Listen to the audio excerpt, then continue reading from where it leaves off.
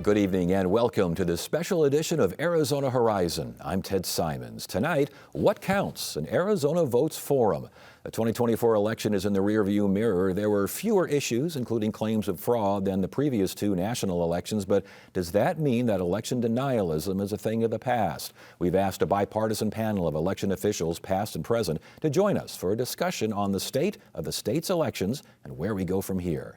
Tonight's special is presented in partnership with Arizona State University's Mechanics of Democracy Laboratory. And joining us tonight, Mechanics of Democracy Laboratory Director and former chair of the Maricopa County Board of Supervisors, Bill Gates.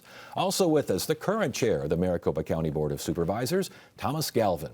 Also from the board, County Supervisor Debbie Lesko. And we are also joined by Pima County Recorder Gabriela Casares Kelly. And also with us, Arizona Secretary of State, Adrian Fontes. Panel, good to have you all here. Thank you so much for joining us. We're talking about elections in a kind of an off-election year, but why not? Because, Bill, we came off a doozy, and I guess the question is, we survived, now what?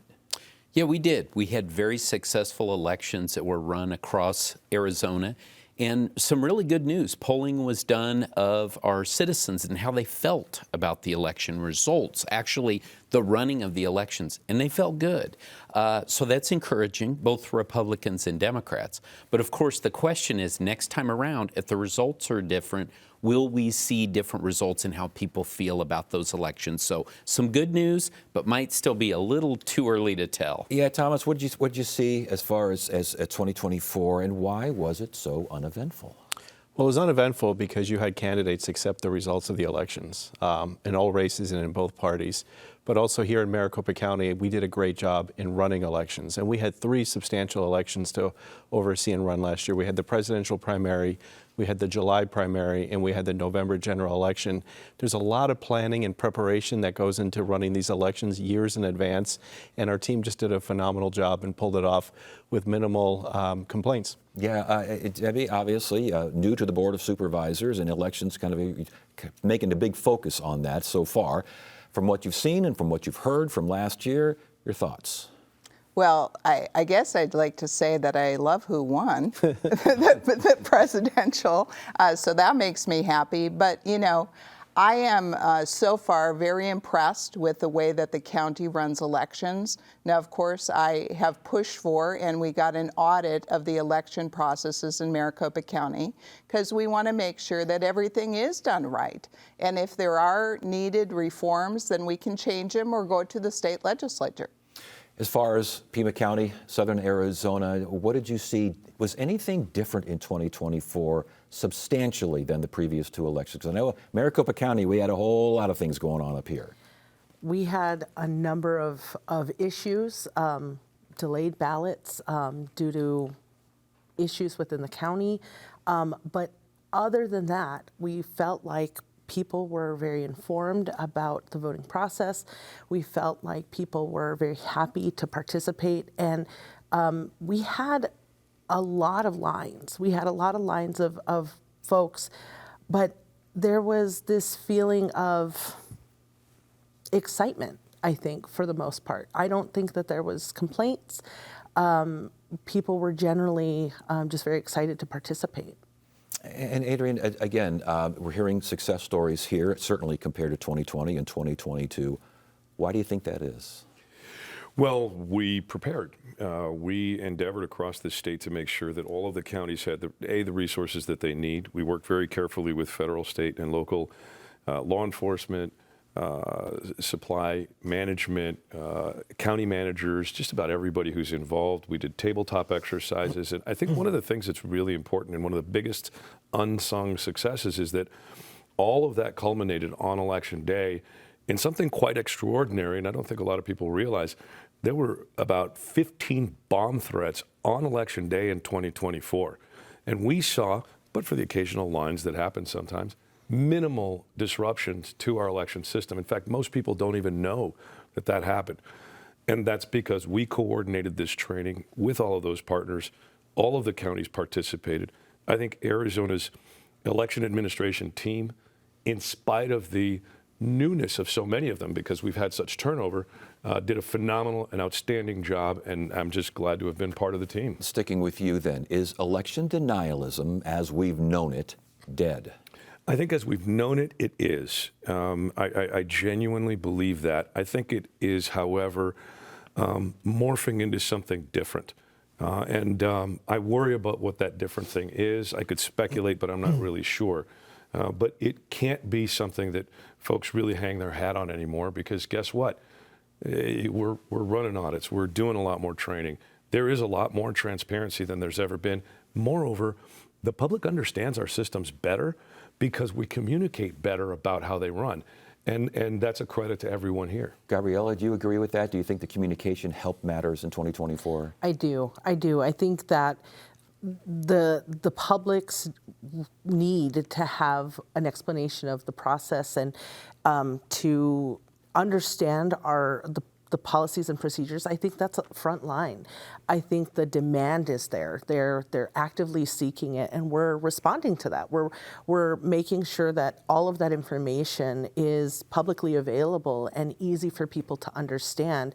And I think it has forever changed. I don't think we're ever going to go back to sleepy, quiet people ignoring the process. Debbie, election denialism, as we've known it, as you've known it, is it dead? No. Yeah, I It didn't is think not I didn't dead. think you'd think so. No. And when I go to different meetings, specifically Republican district meetings, they're still concerned about the elections. And that is why when I got on the board on the very first day I was sworn in, I said that I was really pushing for an audit of our election processes in Maricopa County. Because I don't know about the rest of you, but I get people that send me videos, they send me pictures, they say all kinds of things have gone on. I don't know. I was in Congress, and then before that in the state legislature. I didn't keep track of every single thing. So I think we need an independent audit from a reputable firm to make sure that everything is being done right. And then I'm hoping that the majority of the people will feel comfortable if that comes out accurately. Tom, if election denialism is still alive, is still kicking around in there in certain spots, among certain quarters, if it's not gone after 2024, is it ever going to go?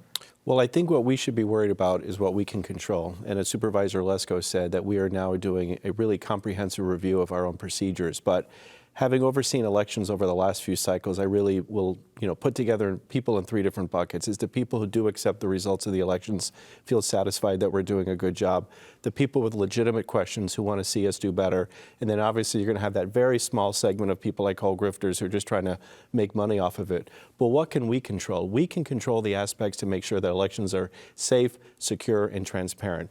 We do that with a technological review that we're doing this year, and Supervisor Lesko and I and our colleagues are overseeing that in a comprehensive review of process. But the other aspect is communication. We live in a digital age. We live in a social media age. All of us have a phone at the touch of our fingers. All of these people are able to access this information. That's a lot for them to process. It's incumbent upon us to be smart, creative, and proactive in new ways that we can communicate with folks, show them what we're doing and why we're doing it. Bill, you've went through the ringer here as far as elections and election denialism is concerned. Those of us who've been around the block here, we never had this going on before 2020. Long lines, maybe concerns there. But this business of the election was rigged, there was fraud, all these things that were never proven, and yet people still believe. If you still believe that, will you always believe that? Yeah, well, here's the thing. First I thought, what is it about elections? But you know what? It's not just elections. There is unfortunately a loss of trust and a loss of faith in all of our institutions that we're dealing with as a nation, and we have to be, clear-eyed about that. And I think people here today have spoken about transparency, and that's the key. That's certainly what Maricopa County has done. That's what the Secretary of State's office has done, is swing the doors open and show people processes, help them understand. And I think that works out well. But it's not just elections. It's a broader concern about our institutions. You say that you think that works out well. Is there proof that works out well? Because I thought, I'm in the business here, so I hear all these reports. I see all these things.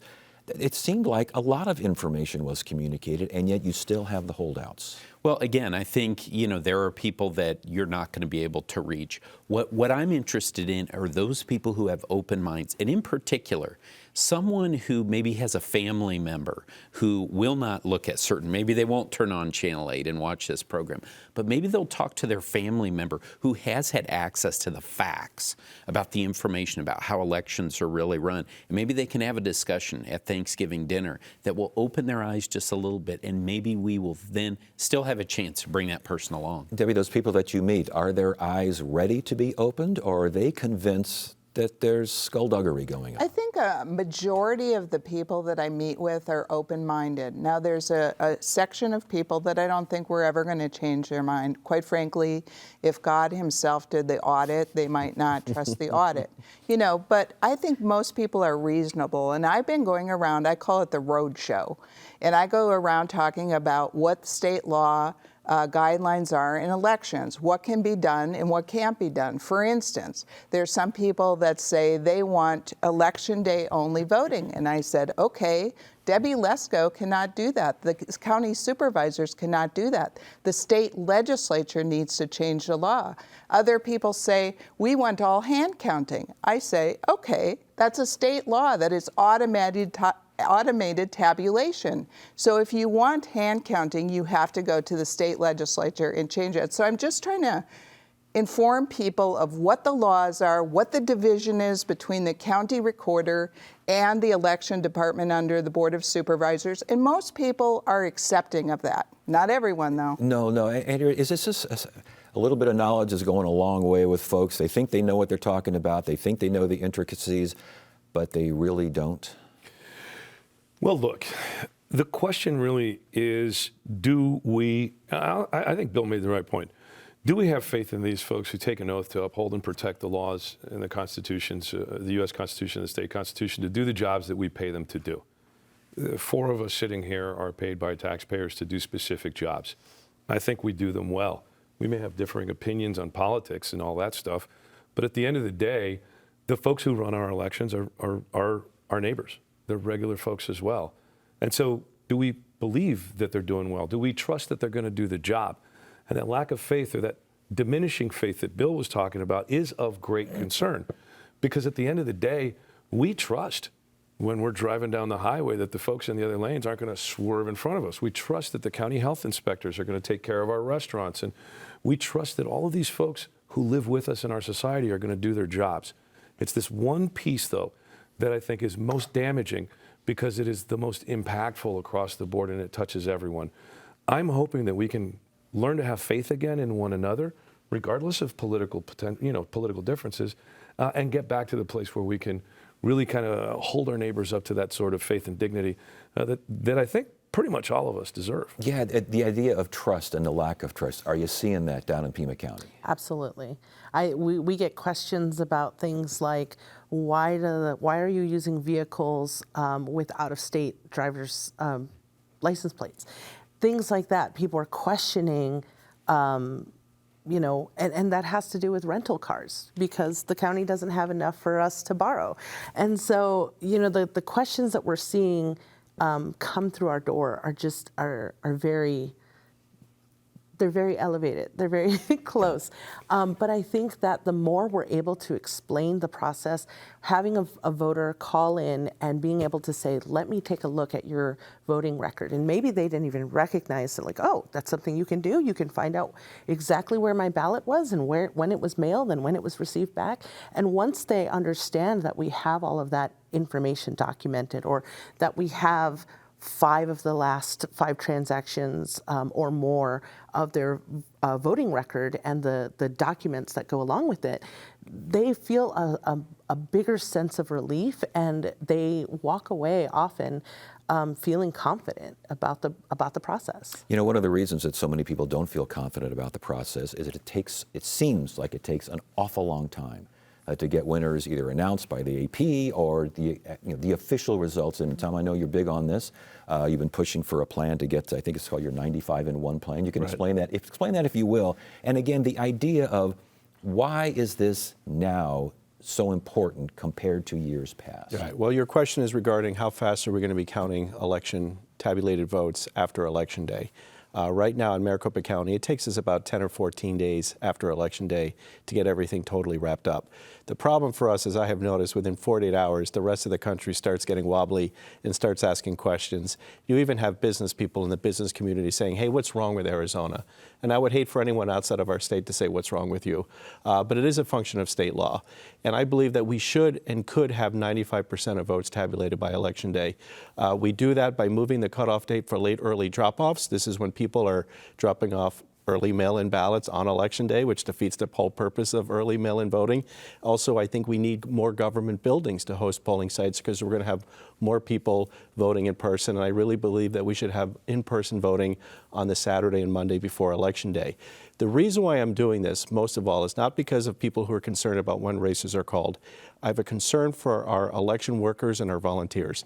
This has become a considerable strain in our system, and I don't think it's sustainable, especially when we have to pick out polling sites. Every 2 years, we have to depend on local private facilities to host these polling sites, and I don't think we can continue doing that. We need to find new ways, especially, as I said, in this information where you can get information on the touch of a button.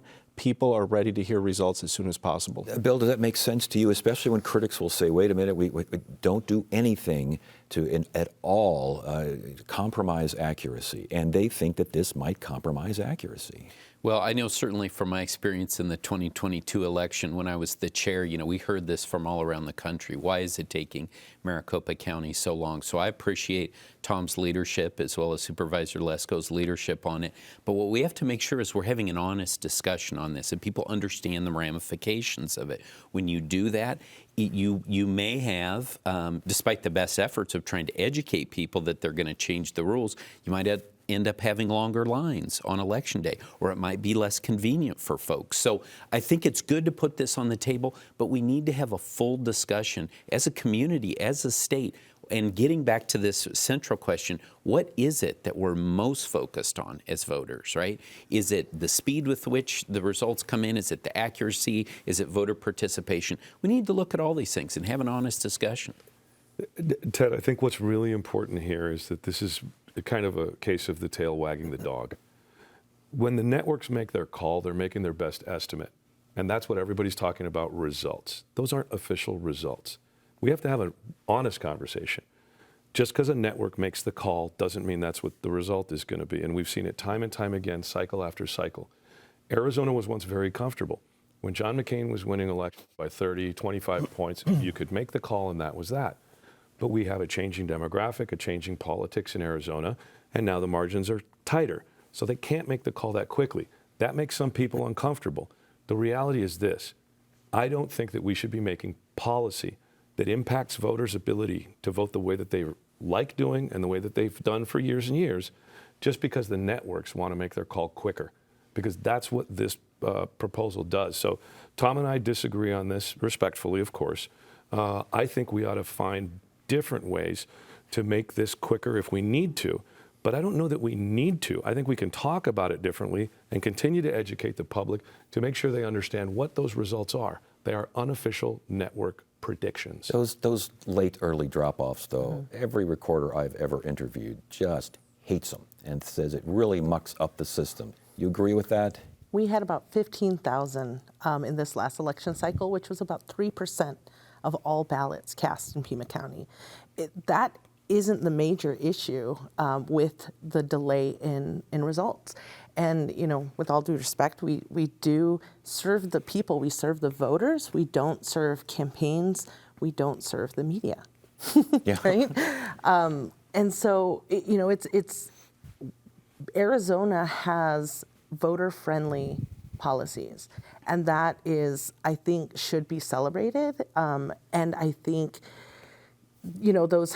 I understand that in Maricopa County, that's a much larger issue, but in other areas, we are more concerned, I am more concerned with the accessibility of voters, especially in rural counties. Pima County, we have the Thon-Otham Nation, which is the size of Connecticut. there are only 9 voting locations on Election Day. There's only one early voting location where people could drop off ballots.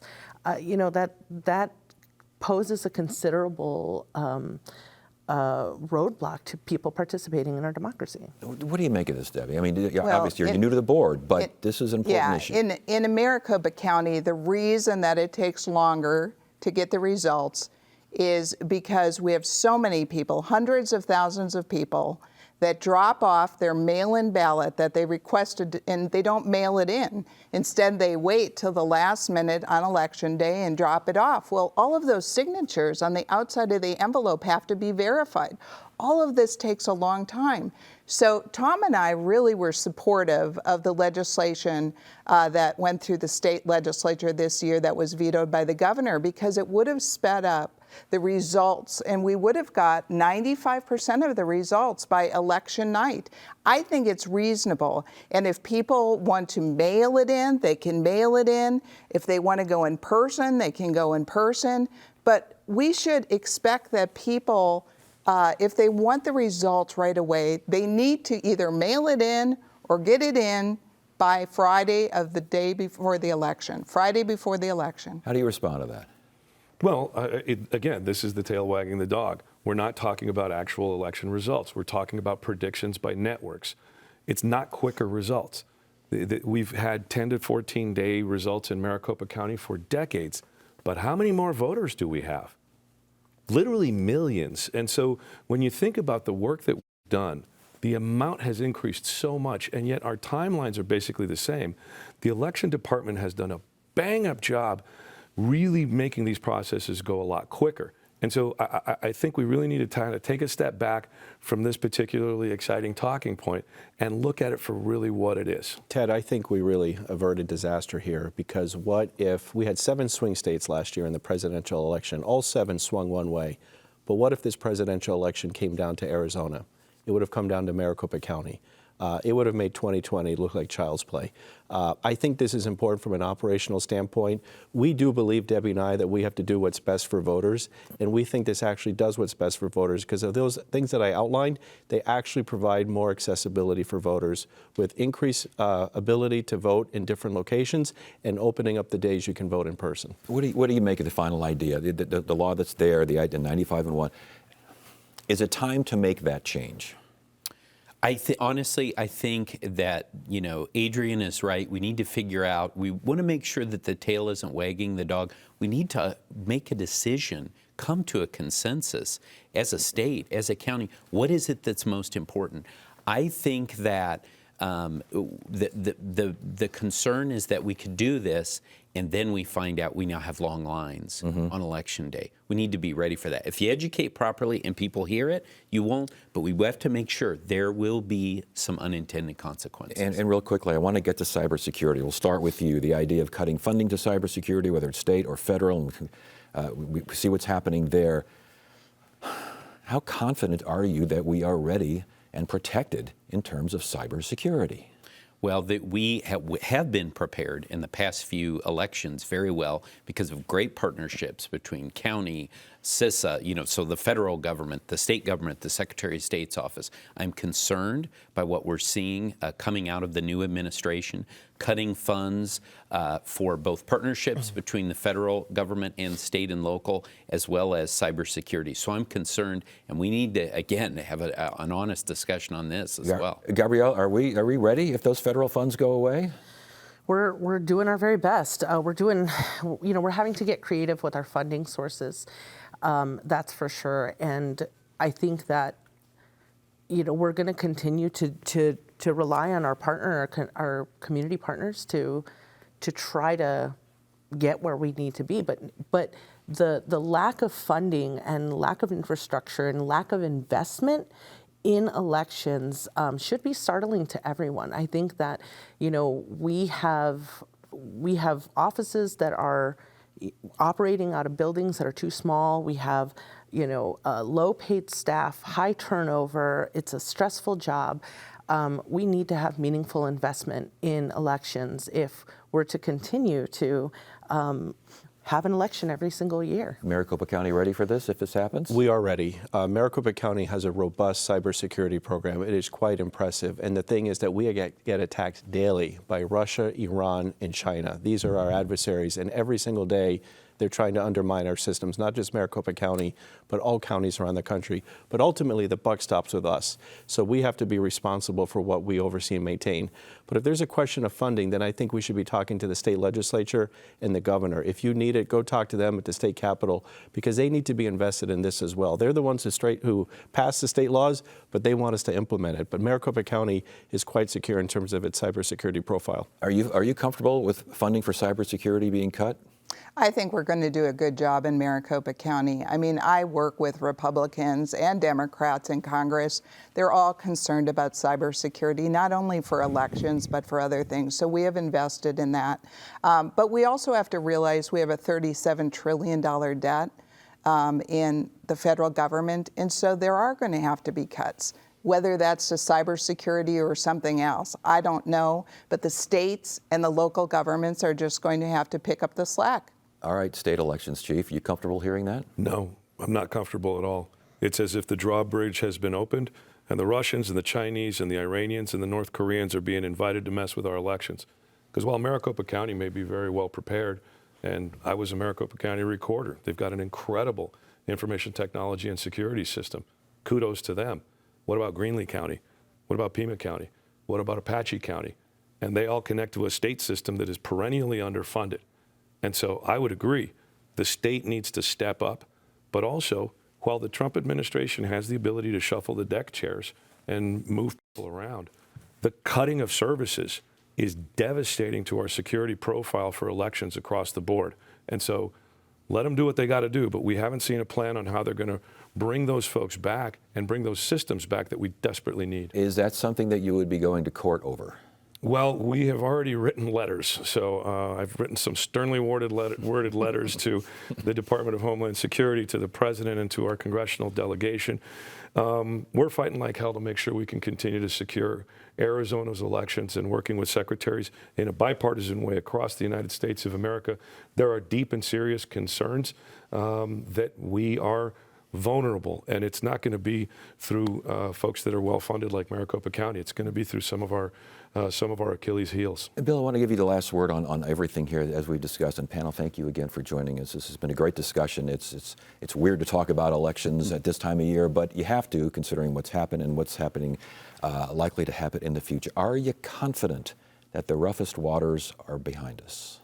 I am confident that the roughest waters are behind us. I think that we've been through a lot. We've been tested. We've come out on the other end. But this is what people need to understand. We can't just, snap our fingers and say things are back to the way they were when it was quiet.